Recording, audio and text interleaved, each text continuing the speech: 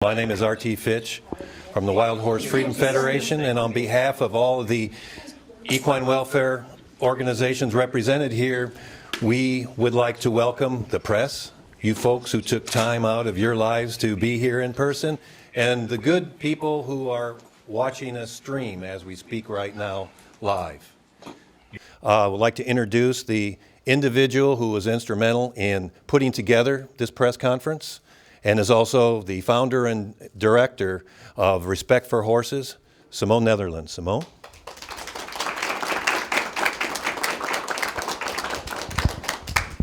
Thank you, RT. So, the way to help horses is to eat more of them. That's what they would like us to believe. We're here today with all of us horse welfare organizations and animal welfare organizations together to stand up and educate America, Oklahomans, and communities everywhere of the deception that's going on and coming from the horse slaughter faction. So this press conference is about horse welfare, but not just about horse welfare. It is also about the welfare of the communities that they're targeting for opening horse slaughter plants in. It is also about the welfare of our taxpayer. Our taxpayer dollars will be going towards paying for USDA inspectors that will have to inspect the horse meat. It is even about the welfare of the end consumer who is unknowingly consuming toxic meat that's very, very unhealthy for people. So we came here to counter the Summit of the Horse, which is the conference that the pro-horse slaughter people were putting on. And they were coming here for 3 days to strategize about how to slaughter our wild horses, how to increase the demand for horse meat, and how to open horse slaughter plants in America. They thought Oklahoma would be the perfect place. They have some legislators here who are very pro-horse slaughter, who are pushing for some bills. But they found out that apparently that's not the case. They did not find enough support, and they had to actually cancel their conference. So the bills in Oklahoma that they've tried to push through.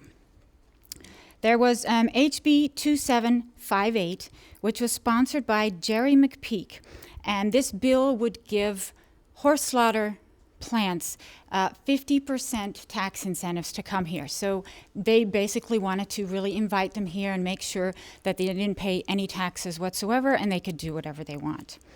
In several states, there are also gag bills being introduced that would prevent anyone from suing a horse slaughter plant, and that would deem protesters terrorists.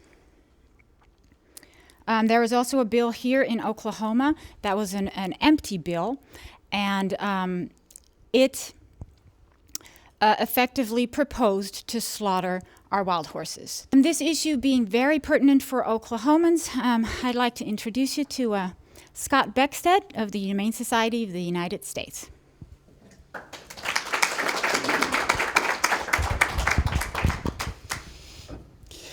Thank you, Simone. As she said, I'm Scott Beckstead. I am the Senior Oregon Director for the Humane Society of the United States. We stand at a very critical juncture in our history as a people. When Congress funded horse slaughter inspections last November, it created a renewed push by the meat industry to turn horses into a food animal, American horses into a food animal. So let's first ask, what does the horse mean to Americans? 80% of Americans, according to a poll taken in January, strongly oppose the slaughter of horses for human consumption. Why is that? Because in the United States, we view horses not as food animals, but as companions and partners in work, recreation, and sport. Supporters of horse slaughter would like the American people to dismiss that. They would like to turn their backs on over 200 years of American culture that holds the horse as a trusted friend. The horse carried our soldiers and native warriors alike into battle. We think of General Washington leading his troops astride his magnificent Arabian stallion, or Robert E. Lee reviewing his troops with Traveler, his stout, never say die gray gelding. The issue of horse slaughter can be reduced to that question: what does this animal mean to Americans? It's not just a question of animal policy, animal welfare policy. It really goes to the very heart of who we are as a people. The horse played a central role in the development of America, and our love and admiration of horses is an essential part of the American character. This is more than just saving animals. It's a question of whether we as a people will betray a trusted friend. All of us here today are horse owners. We are all invested in this fight because we go out every day and care for these amazing animals who in turn give us the blessing of their friendship and their service. We support the horse industry every time we buy grain, hay, call a vet, hire a farrier, buy a horse trailer, or a pickup to pull it. Those who wish to consign horses to the lowly rank of food animal claim to speak for the horse industry. But let there be no mistake. Supporters of horse slaughter do not speak for the horse industry. They speak for the meat industry. Let's take a look at the biggest lies of the horse slaughter supporters. First, horse slaughter is not humane euthanasia. Humane euthanasia is calling a veterinarian to your farm to give your horse a quiet, peaceful death surrounded by those he knows and trusts. Horse slaughter is killing and butchering a perfectly healthy horse so it can be eaten by foreigners. Don't be misled into thinking that slaughter in the United States can ever be humane, no matter how regulated it is. Last night, I spent 2 hours looking at over 200 photographs taken by the USDA when the last slaughter plants were operating here in the United States. The pictures of the suffering are so graphic and so horrible, I chose not to show them to you today. By the way, I can provide them to members of the press if you'd like. Slaughter in the United States is inhumane. It is inhumane in Canada. It is inhumane in Mexico. Don't believe the lie that if we have slaughter in the United States, it will be regulated and humane. Second, horse slaughter is not good for communities. In all 3 communities where the last U.S. slaughter plants operated, they wore out their welcome. They caused pollution, they gave out an unbearable stench, they caused property values to drop, they caused local crime rates to soar. Profits from these foreign-owned businesses all went overseas, and they did everything they could to avoid paying their property taxes and the fines that were constantly being levied against them for their environmental pollution. Paula Bacon, the former mayor of Kaufman, Texas, said, "As a community leader where we are directly impacted by the horse slaughter industry, I can assure you the economic development return to our community is negative. The foreign-owned companies profit at our expense." Third, horse slaughter is bad for local economies. The last 3 plants employed no more than a few dozen workers in dangerous, high-stress, low-paying jobs. Because of the smell, the pollution, and the public distaste for their bloody and cruel business, big companies looking to locate in those communities looked elsewhere because they didn't want to be associated with the overwhelming negative stigma of horse slaughter. Fourth, horse slaughter is not the only option for old, skinny horses. Horse butchers only profit from fat, healthy animals, which is why the USDA has said that over 92% of all American horses slaughtered for human consumption are young animals in good condition, horses that would otherwise be candidates for riding, recreation, and companionship. The vast majority of horse owners do the right thing when their animal is old or sick. They call the vet and they have their animal peacefully euthanized, whereas slaughter is the primary means of disposal for reckless breeders who turn out more animals than the market can sustain. Fifth, a ban on slaughter will not lead to abandonment and neglect.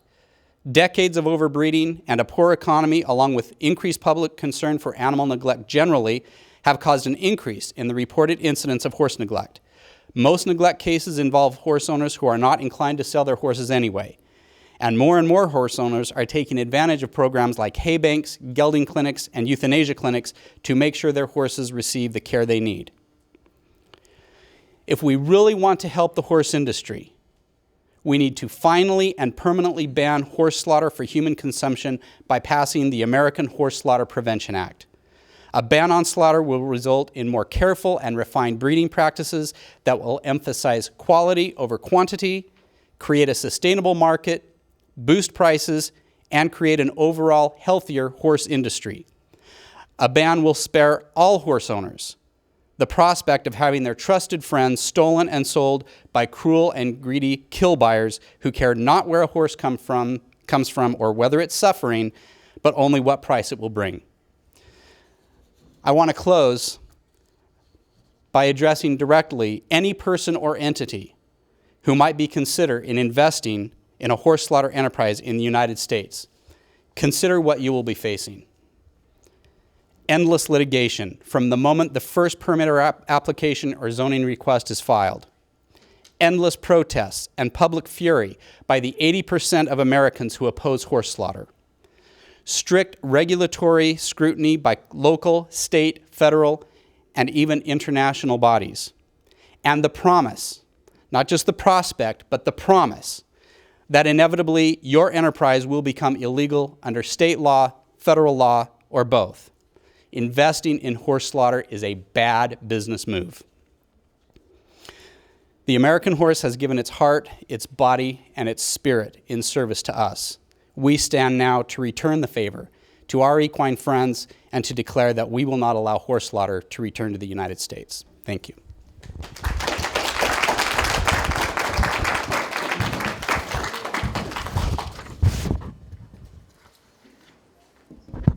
Thank you so much, Scott.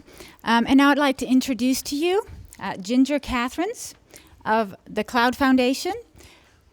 She is a filmmaker of the wonderful documentary of Cloud, whom she has chronicled since his birth about 17 years ago. There is no one who has watched, documented our wild horses more than Ginger Catherines.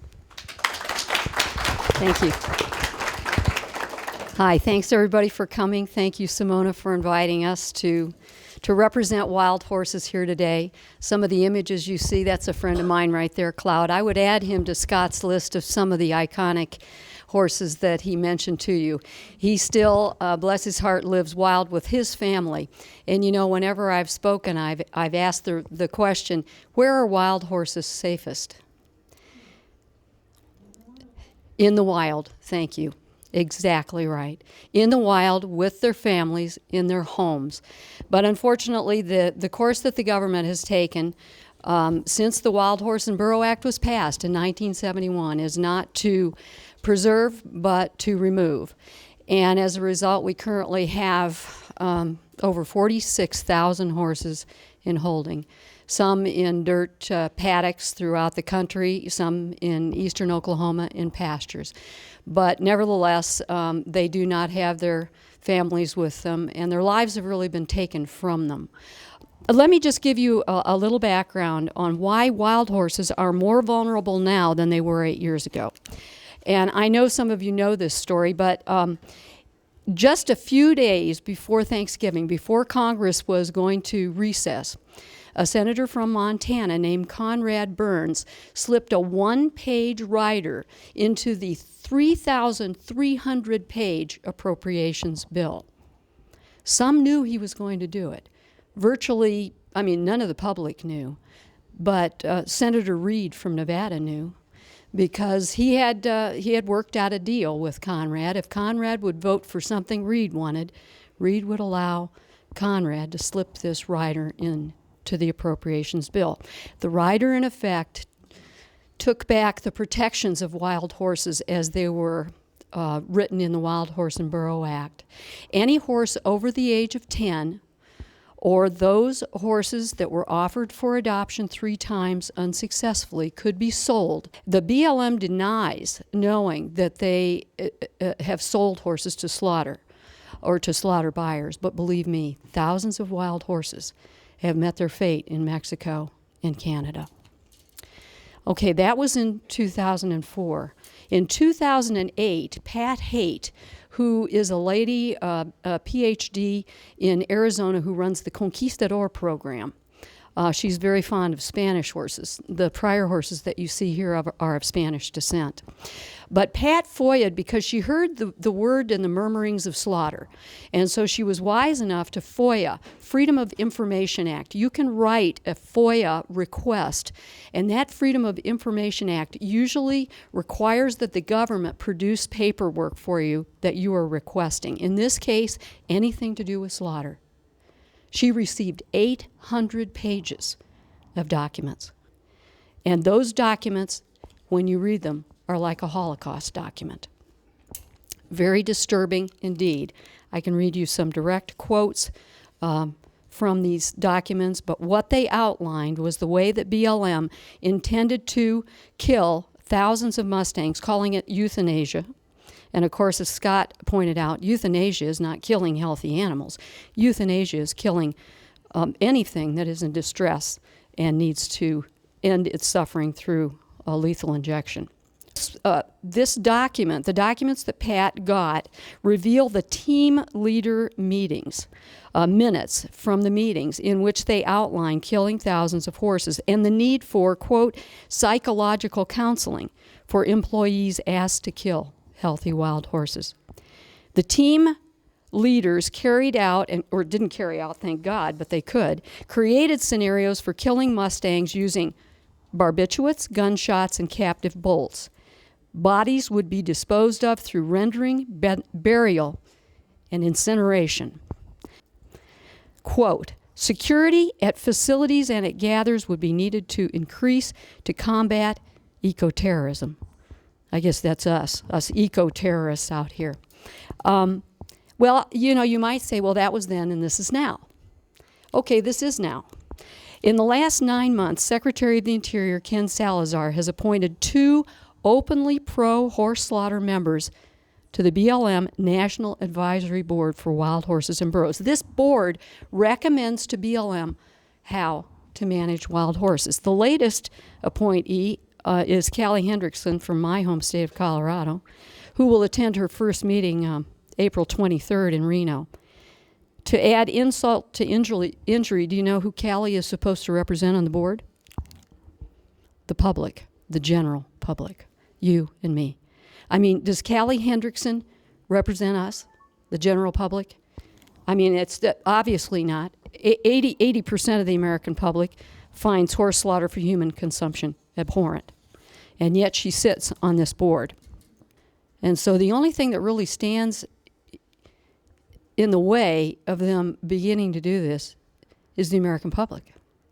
If the American public can express their opinions to their elected officials, then I do not think that BLM can proceed regardless of whether they have a pro-slaughter board or not. And so peaceful protest, calls to your legislators must be done. And I mean, there's nothing more magnificent than these guys. So do what you can, everybody. Thank you.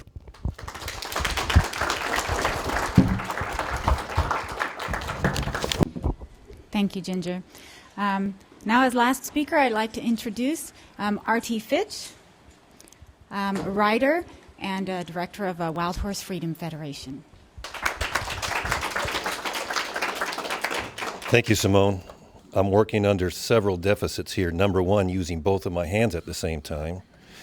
And then the fact that I just received my assignment for what I was going to talk about today last night. So I just brought a few notes with me to make sure I'm not off the mark. But before I get started, I just want to bring something up. It's the fact that it's very, very rare that we as advocates can share some good news about our efforts to improve the welfare of our American equines. And we have some good news very, very quickly. It's been a great couple of weeks for the advocacy. We've had some victories. Just several short weeks ago, if you've been watching the news and watching what's going on with horse slaughter, we had a resounding victory in Mountain Grove, Missouri, where for the first time in many years, there was an attempt made to put up a slaughter plant. And after the folks that were promoting the plant said 100% of the residents were for it, she was literally run out of the town on a rail. That's a victory and a resounding defeat against those who want to earn an extra buck on the back of our American horses.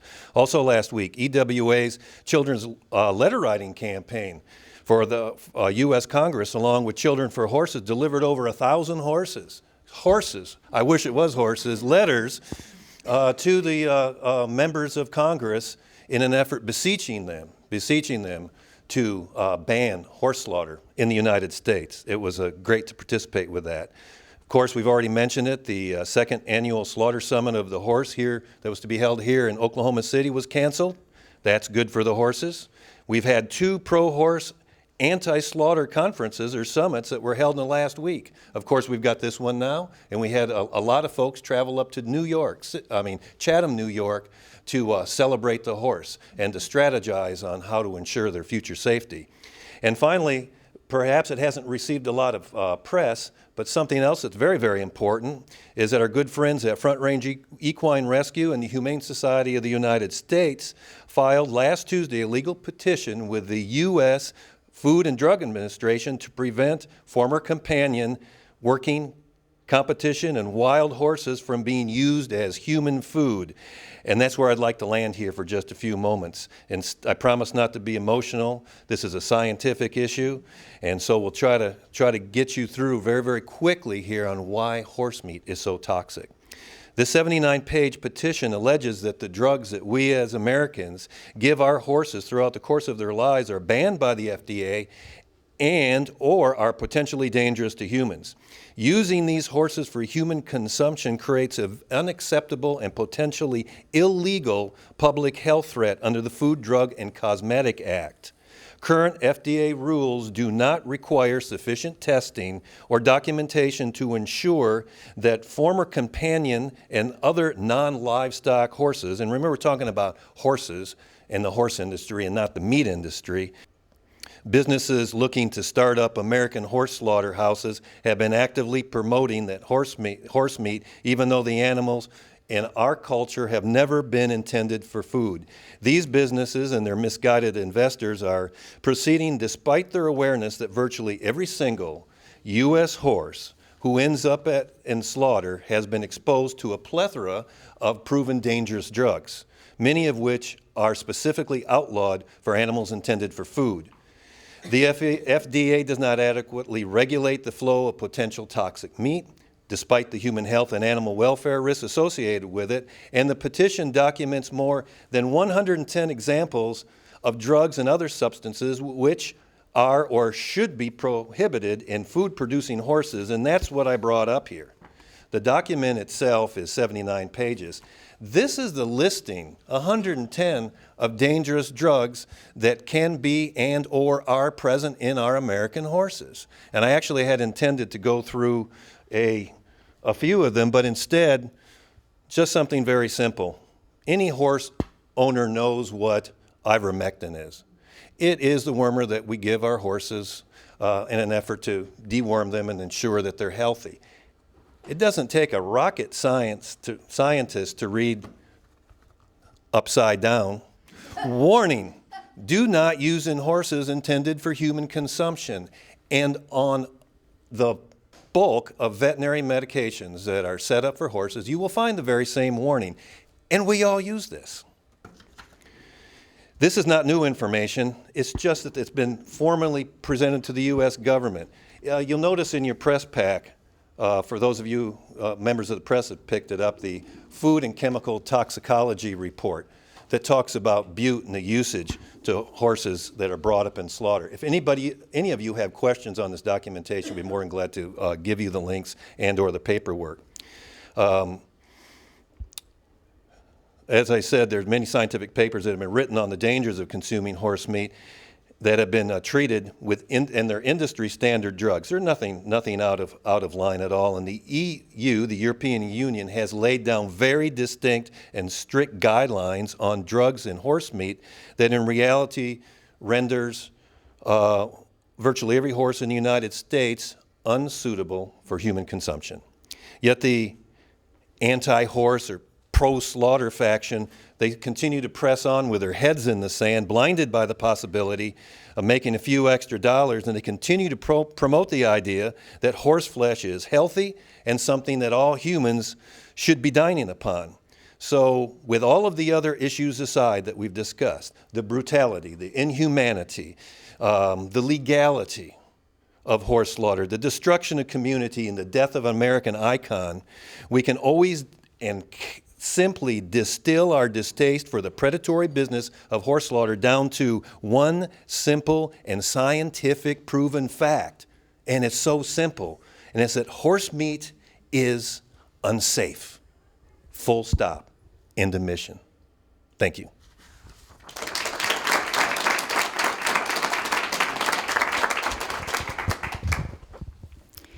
Thank you, RT. So in our press release, we stated a few questions that Americans might have. Do we need horse slaughter? Will it make it more humane if we have horse slaughter plants in America? If we have horse slaughter plants in America, will that actually stop our horses from being exported across our borders? And we'll try to answer all of those questions because we do not need horse slaughter. We do not want horse slaughter, and we will not tolerate horse slaughter. What is one of their legs to stand on that they think they have, and what they're trying to push in the media? You will see some pieces come out that exaggerate how many sad, neglected, abused, and unwanted horses we have in America.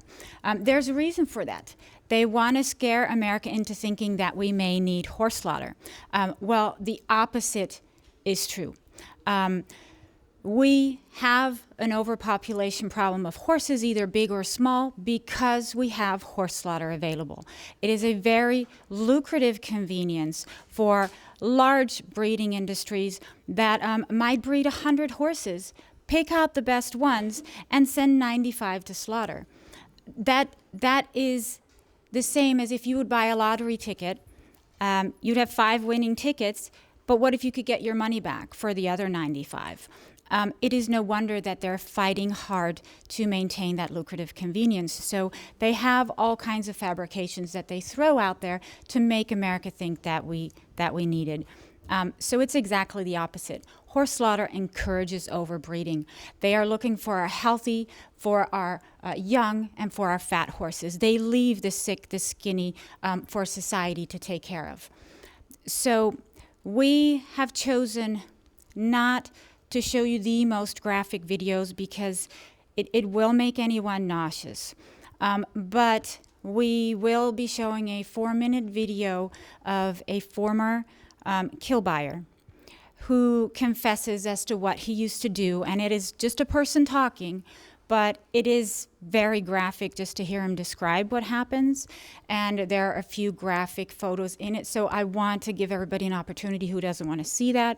They can leave for 4 minutes because America needs to know the atrocities that befall our American horses today. Recollection. Maybe off on a date or something, but everything I've told you is true. It's things I've experienced on my own. Non-stop. No stop for drink, no stop for food. If one falls down, he gets hot-shotted till he gets up. If he can't get up, he spends a trip laid down underneath them other horses. And the bad thing about that, you got one down, he's kicking for his life, he's going to knock another one down. And, you end up with a domino effect. Crippled horses everywhere. And the truck just keeps rolling. When you load these horses, you should make an attempt to sort them. There's some horses you just flat can't get in the bottom deck. They just physically can't get in there. But others that shouldn't get in there are put in there. They're hot-shotted down that ramp, and when they're going down that ramp and they go through that doorway, the doorway is a little bit lower than the deck. And when you're behind them with a hot shot, they're moving forward, and they'll hit the top of that door jamb, and it'll just scalp that wither, pull a hair in the hide and the meat right off. The truck driver taught me a trick. He'd shoot him in the eye with a BB gun if he had a kicker. When he put it on the truck, if the stud was kicking, he'd shoot in the eye. And that BB had imped in its eyeball, and the pain would be so intense and so long-lasting that he wouldn't think about kicking. He'd be more thinking about what's going on with my eyeball. So I tied this mare's head right there in the sale yard, tied her head to a post, and I had a fiberglass stock cane. It must have been 5 feet long. And I don't remember if it was left eye or right. I think I actually ruptured the eyeball, but I jobbed that cane in there, I don't know how many times, until our mare had her head down and that eye was swollen shut. And I got to admit, it did work. That mare didn't kick no more. But that kind of situation is pretty commonplace. I've taken a horse before that studs chew on other horses in the trailer, then the horses go to jump, and then you get one down, and before you know it, you got a whole bunch down. So another trick I learned was to wire their mouth shut. You run a horse in the chute and take baling wire. You usually keep a halter on them, and in that corner ring on the halter, you wire your baling wire off, and then you dally it tight around that horse's mouth so he can't open that mouth. He can't open it, he can't bite. But then that horse he's going to try to bite, try to open his mouth. It's going to restrict his air. He can't swallow on nothing. But you wire him up tight, and you run him in the trailer, and he spends the next 1,700 miles without even being able to open his mouth. What it did is it caught that horse's hide right below the knee and cut it and ripped that hide plumb down to his hock.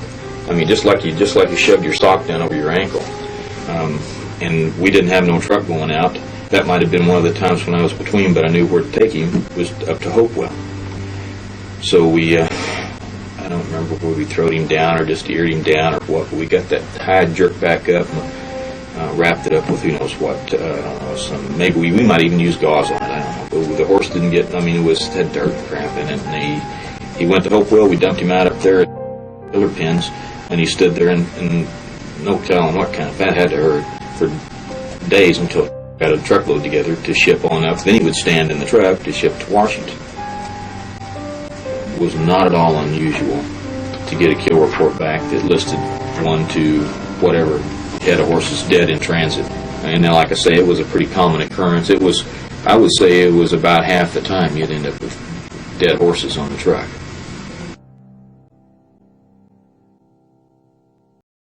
That was the least graphic video that we thought we would use today.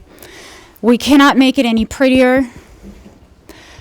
That's simply the way it is. And if the pro-horse slaughter faction truly cared about horses the way that they say they do, they would turn their millions of dollars in breed incentives into funds for gelding, into euthanasia funds, and into funds for horse rescues. Americans don't eat horses. 80% of Americans are against horse slaughter, and we're here today to represent all those Americans. We do not need it, we do not want it, and we will not tolerate it. Thank you very much. So we have a live online audience. We have a live audience here, and we have the press. So I'm going to ask the press, who might be in a hurry, if there's any questions that you have for our expert panel today. Or specifics, but mainly what veterinarians have studied about their tissue learning and how long it actually stays in their system. Question was about phenylbutazone itself, and did you want answered? I can chime in after your Okay. So phenylbutazone is absolutely banned in food animals by the FDA, yet all those horses are still crossing our borders, and they are ending up on somebody's plate. And it can have horrible effects on humans. There's idiosyncratic lethal effects that can actually happen. It never leaves the horse meat itself. So there is no period of time where that horse meat is ever going to be safe. Horses are just not bred for human consumption in America. State that a animal can't have these drugs, and we don't have those animals in this country. So That's right. I mean, the USDA has a specific set of regulations for animals that are slaughtered for human consumption. And we don't raise horses for food in the United States. So this is really a big, I think what you're identifying is a really big unanswered question that the pro-slaughter people really have yet to address. Where is your market? Where are you going to sell this food? Even the pet food companies won't use American horse meat anymore because of the toxins in it. The European Union will not want our horse meat. And awareness is growing, by the way, in Europe of the toxic dangers of American horse meat. So where exactly is your profit? Where's your market? Who are you going to sell to? also, hasn't it been linked to the EU, the rise in birth defects when American horses were transported over there? The rise in birth defects in the EU was over 60%. I've not heard that, but considering the dangers of Butte that have been identified, it certainly wouldn't be out of the question. Let me just add that wild horse slaughter proponents have said all natural all the time in regard to wild horses. When wild horses are unfortunately rounded up, and there is no overpopulation of wild horses, by the way, when they're rounded up, they're regularly given a series of shots. They are wormed. They are given coggins because they're normally transported across state lines. So they get a full battery of drugs that also render them unsafe for human consumption. I just wanted to add that. Don't think that these guys, are safe to eat either. Not that you would. The Humane Society of the United States documented literally hundreds of incidents all over the United States where horse rescues, families looking for a horse for their kids, ordinary horse people, were being outbid by the kill buyers, or they were having to pay more and more and more because they were being bid against by the kill buyers. Okay, so when we talk about the myth of the unwanted horse, you hear a lot of pro-slaughter people talk about the unwanted horse. It's a myth. And for the pro-horse slaughter people saying that there are 100,000 too many horses in the United States, what are we going to do with the 100,000 horses? The horse industry, the horse-owning public, will easily absorb that number. There are over 9 million horses in the United States.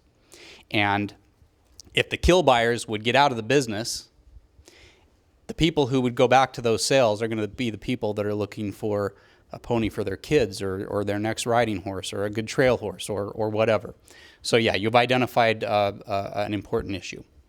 So further on, for these horses that really are neglected and really do need our help. Right, and rescues could be in the business of providing sanctuary to horses that really need sanctuary and finding good homes for these horses that just happen to be in the wrong place at the wrong time and who then, of course, fall into the wrong hands. And we know that when the state of California banned horse slaughter, horse theft dropped by 34%. These kill buyers do not care where these horses come from. They're not asking any questions. All they see is so much per pound, and that's their bottom line. They don't care. And the last thing they care about, as you just saw, is how those animals are treated. And who are the people that make the money? Does the U.S. government make any money from this industry, or who are the people that are actually benefiting from the profits of this industry, of the horse slaughter industry? Well, you've got breeders, irresponsible breeders. I don't want to stereotype all breeders. There are some very, very good people out there who breed responsibly. Just like with dog breeders, and I mean, there's good people who love their animals and who take good care of their animals. But there are also some bad apples, and I would say that a smaller number of bad apples is creating the problem that all of us are here talking about today. They breed, as was said, 100 quarter horse mares. The quarter horse people are famous for this. They breed 100 mares, knowing that one of those foals is going to amount to anything. And they can just send the other 99 off to the feedlot. And the only other people that benefit, does it actually cost the U.S. government money to open slaughterhouses in America? The taxpayers are going to be footing the bill to benefit foreign corporations. Imagine that. Imagine if we were being asked to fund inspection of dog slaughter for the benefit of the Chinese or the Koreans. Why should the American taxpayer be forced to pay to inspect food for foreign diners of an animal that 80% of us want protected from that? It doesn't make any sense. Not at all. And just to tag on, not to interrupt, but just tag on to your question before we change venue here of where the questions come from, is that the U.S. government is spending, the federal government, millions and millions and millions of your dollars in not only taking the perfectly healthy wild horses off the range, but they're warehousing them right now here in eastern Oklahoma with private individuals who are making millions of dollars when those horses would cost you zero out on the open range. But let's change gears real quick. Stephanie, do you have any questions from online? I have quite a few questions here. One is, can you tell us more about the case with Dennis Chavez, if I'm saying that right, in Los Angeles? New Mexico. Of The one in- feedlot in New Mexico? That is one question that someone's addressing, about the video that was seen and what's happening in these feedlots.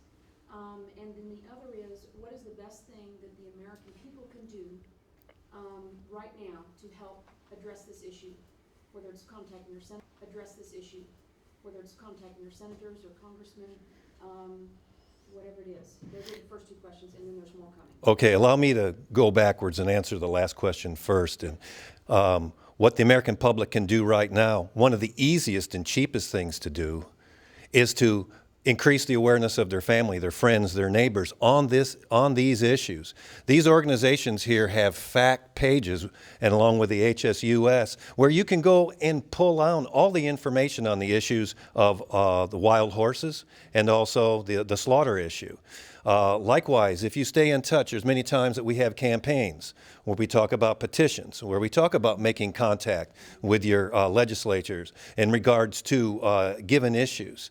That's what we need. We need documentation, we need legislation, we need media attention, and we need Americans to stand up, not just for horses, but for themselves, for who we are as Americans. So the ban on horse slaughter, which is the Horse Slaughter Prevention Act of 2011, which is S 1176 in the Senate, and it's HR 2699 in the House. And we have a lot of co-sponsors for these bills, but these bills need to be pushed through. We need Americans to stand up and give their legislators a call and tell them we need that legislation passed. That's the only way we're going to do it. And it doesn't take very much. It takes you 1 minute to make that call and to write that email. So that's really what we're asking the public to do. Want to take one more? One more from online, I think, unless there's anyone else in the audience.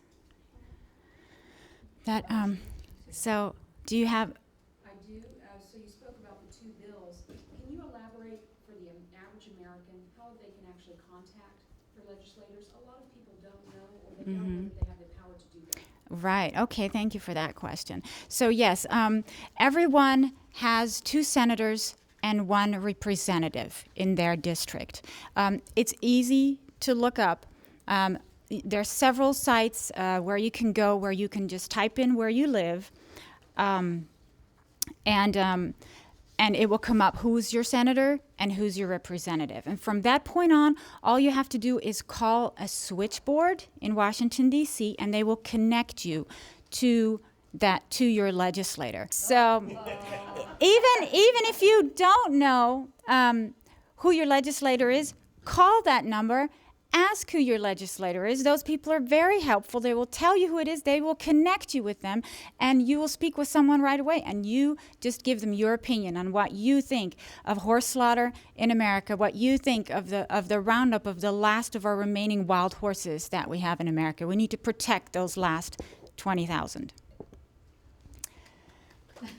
Are we done?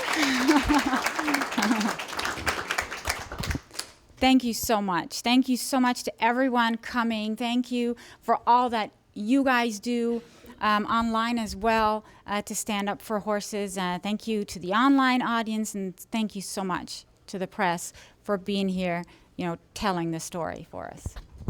And I get right next to you. And thank you for all that you did. We need a round of applause for Simone. Simone did have help, but she pretty much did a one-person committee show on this. And if you start looking like me soon, that'd be understandable from all the stress. So thank you very much. Thank you. Thanks, everyone.